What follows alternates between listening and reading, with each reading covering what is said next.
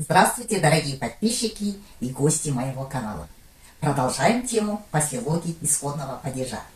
Сегодня у нас очередной послелог «бере», который заменяет предлоги «с» или «со». Например, «Қашаннан бері спортпен айналысасың?» С каких пор занимаешься спортом? «Былтырдан бері» с прошлого года.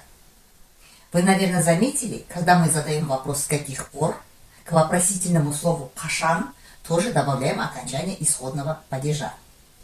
Давайте посмотрим следующий пример. Кешеден бері телефоны сөндірулі. Со вчерашнего дня телефон отключен.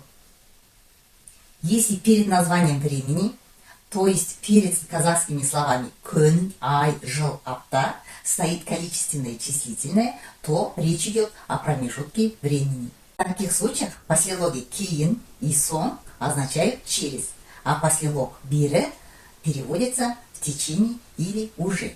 Например, қашан кездесеміз? Когда встретимся?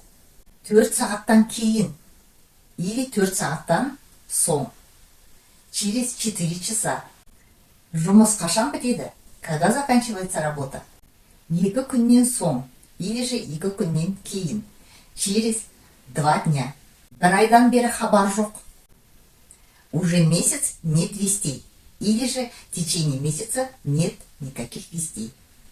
На этом мы сегодняшний урок завершаем. А в следующий раз у нас будут другие послелоги исходного падежа. Поэтому подписывайтесь на канал, не пропускайте уроки и до следующей встречи.